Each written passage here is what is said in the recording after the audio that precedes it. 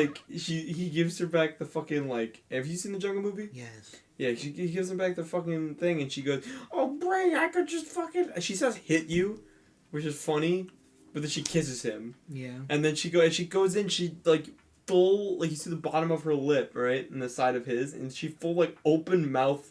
Basically tongues Brainy. And there's like a lipstick mark around Brainy's mouth. And I'm like, Helga, you whore! You're supposed to be getting with Arnold! And you're 9! She's 12. I think. No. She's 9. They're all 9. Well, the Jungle movie takes place a couple years later. Okay, so they're like 10, 11. So it's fine. Anyway, on Bottles. Welcome to Dream Daddy, the dick sucking simulator. Director's cut. The Dick-rector's cut.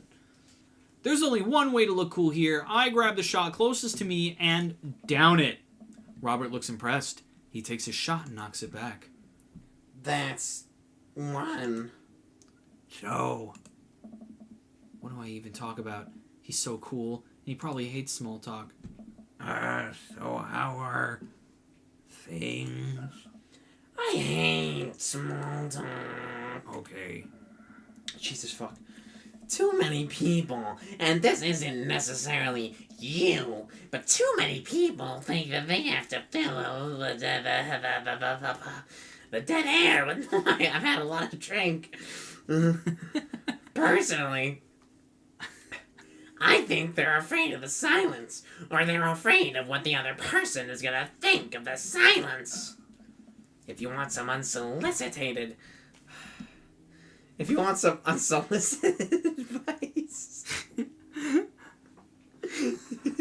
Listen. This voice enters me to a lucid state. Just learn to be comfortable with silence. Nothing wrong with 2 people sitting in silence and drinking whiskey. I agree wholeheartedly. Oh. Can I fuck Robert? All right. Robert and I sit in silence and drink... Oh, wait, I'm going to be Peter. Ugh, the textbooks. Robert and I sit in silence and drink whiskey. I take in the rest of the bar. Patrons laughing, playing darts, spilling beer. Mary giving the hard sell to that young man. The young man pretending he got a phone call from one of his friends.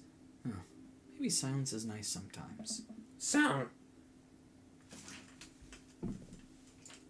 you ever kill a man? I choke on my drink. Excuse me? You know, watch the life drain from someone's eyes.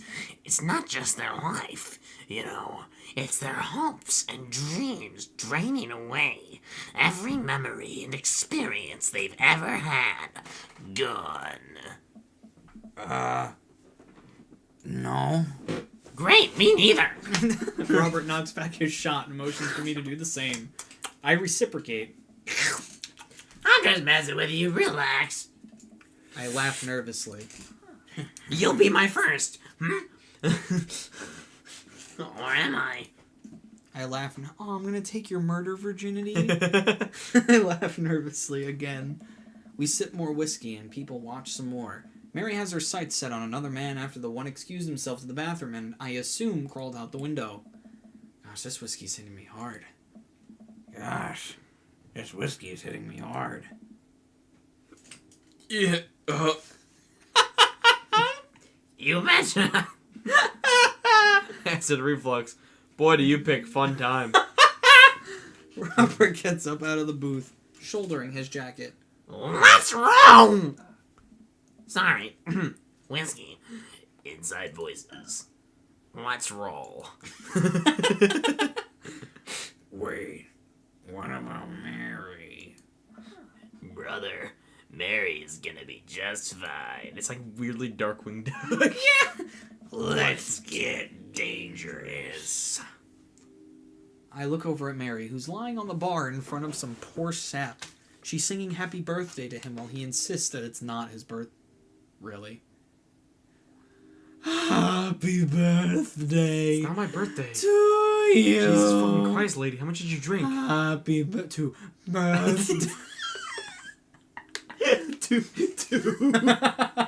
To what? 2. 2 bars. 2 bars worth of drinks. We make our way out of the bar. We make our way out of the bar and back onto the streets. I'm trying my hardest not to stumble, but man, that sidewalk is just coming right at me. I hope Robert doesn't notice me tripping over my own feet like this. Is the first time I've ever been drunk.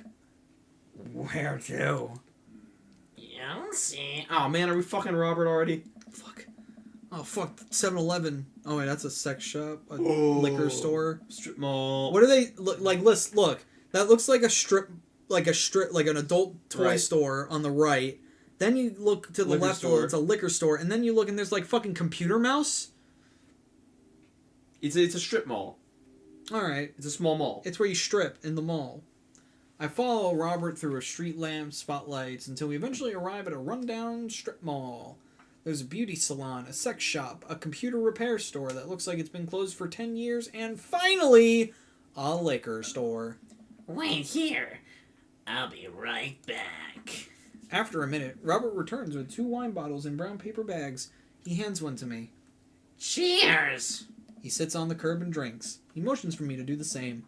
It's really not where I expected the night to go. I take a sip. Wait, Zinfandel? What? Nothing. I just wasn't expecting. It is delicious, fruity, and refreshing. Don't judge me. I start to say something. Think of his lecture about valuing silence earlier, and stop. I sip on my wine and watch cars drive by. Let's throw rocks at shit. What? Robert suddenly hurls a rock at a stop sign. The ding echoes throughout the empty parking lot. That felt good. He presses a stone into my free hand. Now you try. I don't know. With feeling! I look at the rock in my hand. Look at the stop sign. Back at the rock. Back at the stop sign. Now look at me. Back at the rock. Back at the stop sign. Back at the rock. I'm on a horse. Back at the stop sign. Back at the horse. Back at the rock. Back at the stop sign. Back at Robert. Back at the sex shop. Back at Peter. Back at bottles. Back at the rock. Back at the I know it has to be done. This one's for you, Pappy. It's just a stop sign. Yeah. I have unresolved resentment toward my father, and I'm gonna express it through property damage. Yeet! I don't know, I wanted to hear Gorkrip say yeet. I hurled the rock at the sign. It sails over the stop sign, right into the window of a parked car, leaving a crack. Dude, run! I leap up and dart into the nearest alley, wine in hand. I can hear Robert's footsteps behind me. After I'm sure I'm far enough away from the cracked window that I am no longer culpable for this heinous crime, I stop to catch my breath. Maybe we strike rock throwing from the to-do list. Agreed. Suddenly my stomach growls. Oh man, I'm starving. Let's get pizza! Can't argue with that. Water's good around here. Actually, I don't even care if it's good. It just needs to be edible and in my mouth in the next 5 minutes. I know just the place. Zip. That's pizza. Yep! Extra sausage! Oh god. Oh no. I follow Robert through a maze of alleys and side streets until we eventually end up in front of a tiny hole-in-the-wall pizza joint. The bright red neon sign reads, Pete's Pizza Pizza. Ta-da! I could see a few exhausted-looking workers behind the counter tossing dough and pulling piping hot pizzas. Oh yeah, the stone ovens. My stomach rumbles again. We go up to the counter. That is not what dough sounds like. We go up to the counter. No. No. It's just demon dough. Why is everything satanic in this? We go up to the... God, this city's weird. This city's... Is this fucking... What city is this? Raccoon City. Oh. Oh. We go up to the counter and get ready to order. Can I get 2 slices of Hawaiian pizza? Oh wait, Gorkrip, you're cool with pineapple on pizza, right? Alright, I was gonna say, like, now that we're actually hanging out with Robert, I actually like him a lot. Uh-huh. Like, he's really cool. Yeah. And then that happened. Listen, I actually enjoy pineapple on pizza. And now you're out of the GCA.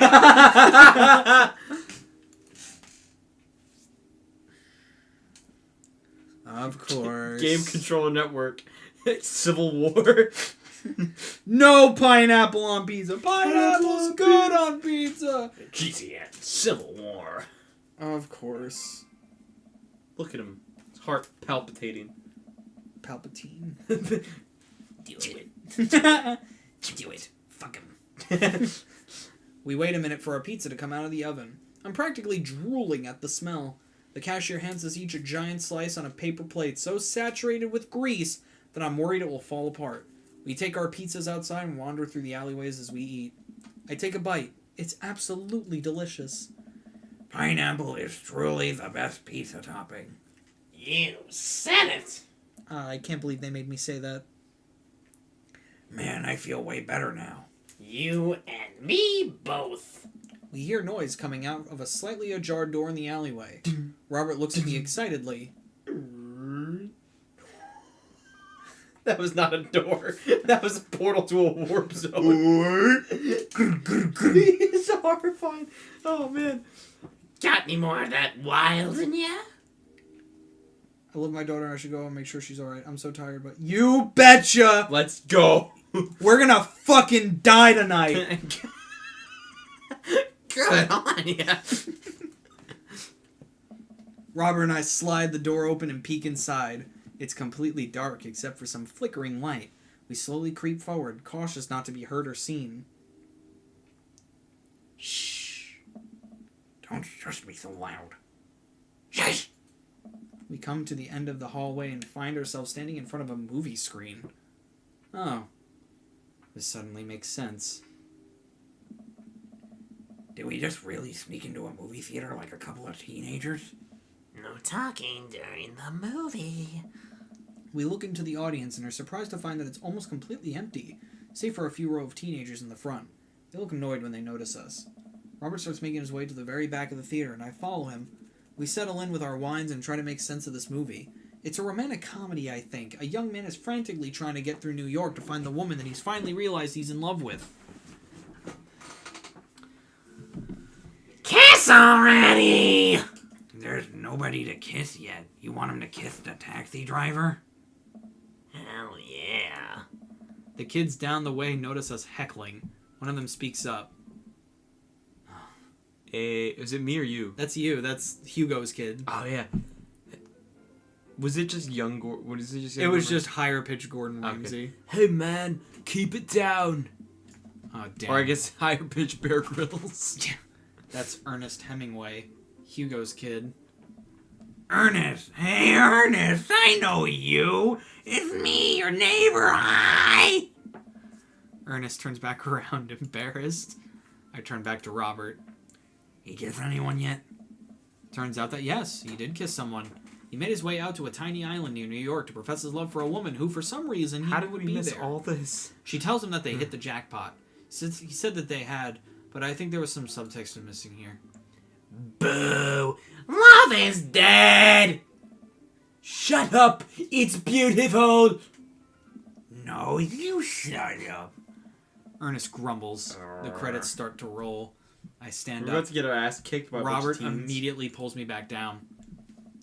Hundreds of people worked very hard to make this film happen, and you're going to sit here and appreciate them.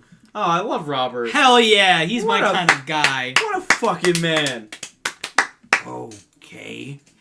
Look at that, Elizabeth Shelton. She worked really hard.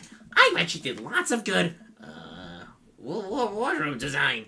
Thank you, Elizabeth Shelton, for this beautiful film-going experience. Hey, listen, wardrobe design is fucking hard. Oh, it is, absolutely. Because it's not just like, oh, you gotta wear this shirt. Like, they have to fucking get those Yeah. clothes. We're not being sarcastic. It's very similar to our serious tone. Yeah. And Peter Anders, catering.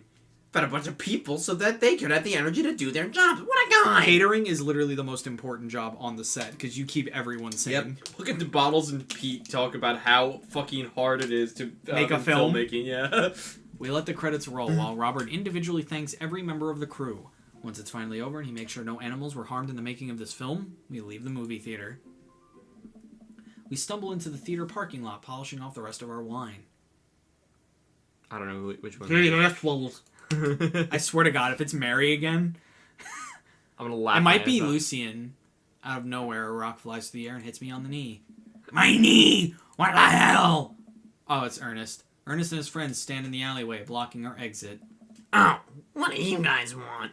Why'd you go and throw a rock at my knee?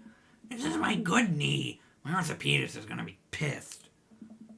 Ernest tosses another rock up and down in his hand. What's wrong with this kid? You ruined my theater going experience. Now you have to pay. Oh, well, I don't have any cash on me right now. For fuck's sake, Game Grumps. Movies got really expensive. Ernest tucks another rock at my other knee. I'm able to jump out of the way, but I didn't properly stretch before physical activity, and I'm probably going to feel super sore in the morning. We ruined it for you? That movie was pretty crappy in the first place. Hey, you take that back. That was a beautiful love story with really genuine acting. You call that good acting? What classist mainstream slop have you been served your entire life? What? Have you ever seen any Michael Powell, A Matter of Life and Death, 1946? Easily the toughest 5 minutes of love you'll ever witness. Listen, man. No! You listen! That popcorn-ass drivel the mass media is shoving down your throat will only make you dumber and sadder. Your people should strive for a higher standard in the art you consume. Your name is Ernest Hemingway, for Christ's sakes! Oh no, now you've done it! Oh wait, that was... Oh no, now you've done it! They're all Ernest. Ernest rushes Robert, screaming like a banshee. Ah! I dive between Ernest and Robert. Wow, the waveform. I know. I dive between screamed, Ernest like, and at Robert, the mic. trying to stop the kid. He lunges forward, kicking me as hard as he can in the knee. Fuck my knee! Robert gets in between Ernest and myself. It's as if he's seeing red. Fuck, my fucking knee hurts. Alright, buddy, talk like punk, get hit like punk! Robert squares up into a boxer stance. Queensberry rules. 3-minute rounds with 1 minute rest in between. No low blows, fish hooks, eye grabs, or eye I'll blows. take J. J hooks. What? Me hooks me bucko. me hooks me bucko. And don't even think about pulling an illegal turnstile. That's an automatic deduction of 3 points. You'll have to designate a second if you're unable to fulfill your role as main duelist. One of your friends over there looks like he has enough youthful vivacity to handle it. Hey man, I don't want to get dragged into this. That movie sucked. It's too late. You two are bloodbound. If he dies, you die. Sorry, I don't make the rules. Talk to Queensberry. We're just... gotta go. Ernest and his friends warily back away. Robert calls after them. The Queensberry Association will hear about this and consume better content. Once the teens are safely out of earshot, Robert turns to me. Were you about to actually fight that kid? Are you kidding me? I would never hit a child. That would be despicable. You throw the rules at them, though, they always bolt. Nobody wants a Queensberry sanctioned throwdown. But full disclosure, I made half of that up. Wow. See? You don't even have to know the rules. You just make them up. Come on, let's get out of here. Robert and I cool down a bit as we walk back to the neighborhood. I'm so sorry. I get really into the art of filmmaking when I drink. I love you, Robert. I hated him. I hated him and now I love him. okay. So sad I gave him John Travolta's voice. I think it's cool how much you like The alcohol movies. gives him a harder edge. To be honest, I don't know a lot about them myself. Buddy, I got so much to show you. You ever see any Sam Fuller? I haven't. Fuller is cash! God damn it. It's running theme now. Boy. Thanks for the adventure. Thanks for defending my honor. Thanks for the dinner and a movie. I think I like the adventure. Yeah. This is like the whole thing. Yeah. Thanks for the adventure.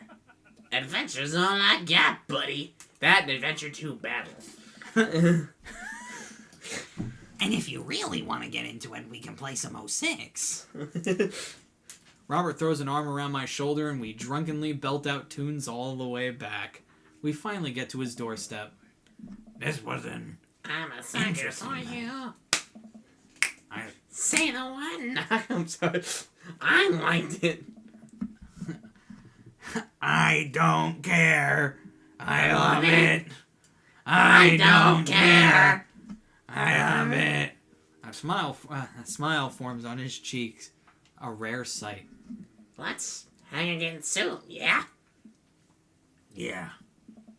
I linger there for a second, swaying drunkenly in the night breeze. Robert claps me on the shoulder. Night, bud. Robert heads back inside and I stumble my way back home. I'm drunk, Amanda. Day complete. Oh my god! We better get like a fucking mega S. Dude, we did so good. Look at that fucking score. Oh yeah! Ooh. Knife Dad? Dude. Oh, we don't... Never mind. Why was like Dadazon? The fuck? Dadmazon. Hi, this is Steven from Dadmazon. I'm out front with your delivery. Oh, okay. Yes, I'll be right down. Wait, no, sorry. I need to put on pants first. I can't find my pants, but I'm wrapped from the waist down in a duvet. Are you cool with that? I can come back tomorrow. No, wait. I'll be right down. I'll put on some sensible capris. Put on pants. Oh, what did we get? What did we get? A dildo. Finally! Ooh, I got a package! I wonder what it is. Oh, I bet it's that package of socks I ordered. I open the box and start pulling the packing peanuts out. And these socks reek. Okay, that's definitely not socks. It's... butterflies? Oh boy. I almost don't even want to know what Amanda was planning on doing with these. Hey, Amanda. Your box of dead butterflies is here. What's up? Are you sacrificing them? Yeah. You ordered butterflies? You can order dead butterflies online? Wait, so these aren't yours? No. But I'm definitely ordering some right now. Okay. Love you. Take a look at the box again. Oh. This is addressed to Damien's house. Of course. Give the... That's just... Stealing. That's just That's a federal crime. I should take it over to him. I jog over to Damien's monster house with the box. I pull back his door knocker, but suddenly the door opens. Mr. Dad 9! To what do I owe the pleasure? Whoa. How did you know I was about to knock? I don't know. Oh. Okay. Anyways. I think this got delivered to my house by mistake. I hand him the box and his face lights all we did up. was hand him his package. What a wonderful surprise! All we did was handle his package. Masterfully. What a wonderful surprise! I was just about to send a strongly worded letter to the courier service about this. Many thanks. Not to pry, but what are you gonna do with those butterflies? Would you like to see? Alarm bells ring in my head. This is how you die, Gore Corrupt Dead. Night! Sure! Damien leads me into his study, where he sets up some sort of workstation. Above his desk is a wall of pinned butterflies, moths, and beetles. Oh, wow, that's really something, Damien. I'm quite proud of my little collection. Are you enjoying your break? Yeah. You do all this yourself? Of course, I find it rather relaxing. How do you... It's simple. Here, let me show you. These aren't quite ready yet. They'll... Do you mind?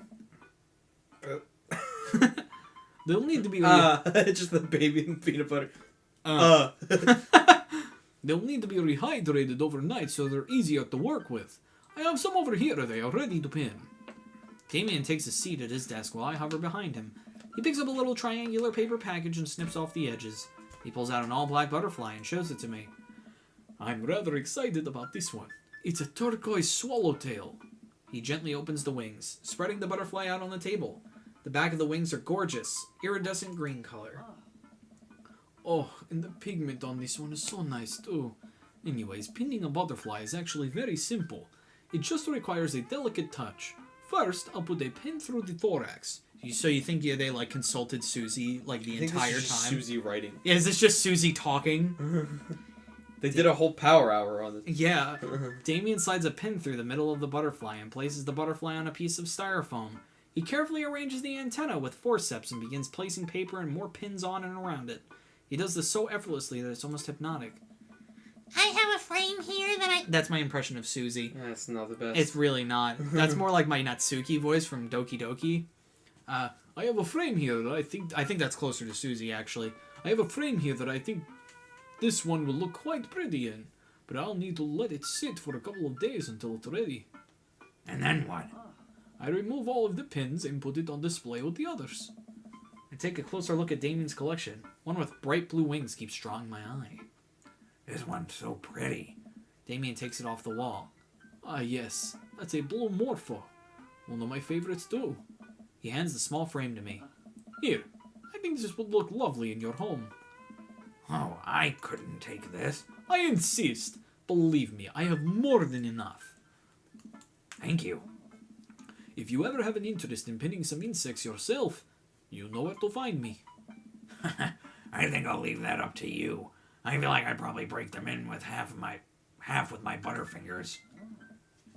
Nonsense! You have beautiful, steady hands. You would make a fine taxidermist. Am I blushing? Why? Damien walks me to the door and gives me a warm smile as I leave. Do take care of yourself, Gokrup. Thanks for allowing me to share my odd little hobby with you. Well, that was sweet. Yeah. I guess. Anyway. Uh-oh. Don't do this. Oh, no. We're good. Just put them above it. Okay. For some reason. I mean, we could do it again. No. Okay. Well, we'll see you guys next time. If you like the video, like it, comment the video, subscribe to the channel, hit the bell notification so you can actually know when we upload videos. Question of the day. What is the weirdest hobby that you have? Bye!